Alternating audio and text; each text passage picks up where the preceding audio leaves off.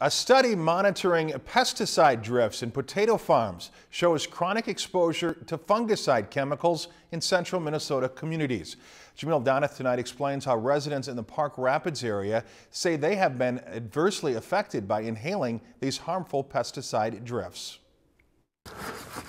Park Rapids native Richard Shower's business and home are directly across the street from a potato field that is sprayed with the fungicide chlorothalonil. Anytime they spray, we make sure we're not outside. Shower's wife died from breast cancer about a year ago. He has lost 2 dogs and 1 horse to stomach cancer. And Shower is recovering from rectal cancer. With all this cancer stuff, it scares me now. I think I should be moving. The Environmental Protection Agency classifies chlorothalonil as a probable carcinogen, but this is based on ingestion, not inhalation. Anytime pesticides are airborne and people are breathing them in, they pose a health risk. The Pesticide Action Network's recent air monitoring study found chlorothalonil in 64% of 340 air samples taken from 19 locations throughout central Minnesota. Pesticide drift is happening on a very regular basis in central Minnesota. Potato fields cover roughly 50,000 acres in Minnesota,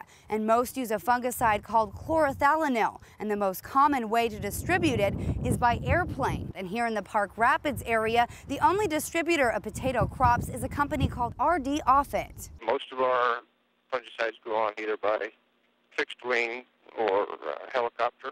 I've heard planes a ways south of me, at least a couple miles south of me, in the morning, and about 10 o'clock the wind comes up and it's just flying right in my face. Carol Ashley lives about 1,000 feet from the nearest potato field and says she still suffers severe symptoms from pesticide drifts due to aerial spraying. It will lay me up for 3 days.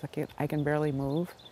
Managed to get my dog in and out, and that's about it. RD Offit officials say chlorothalonil is critical in protecting crops from pests and plant disease. It's not our desire that anybody should become ill from any applications. And in the California Department of Pesticide Regulations' 22 years of air monitoring, there were no findings of any chlorothalonil residues at levels of concern. We're well within the guidelines of what the EPA has established as a label for fungicide applications. The EPA is now reevaluating the health risks of chlorothalonil, so cases like Shower and Ashley won't be cast to the wind. Jamil Doneth, Lakeland News.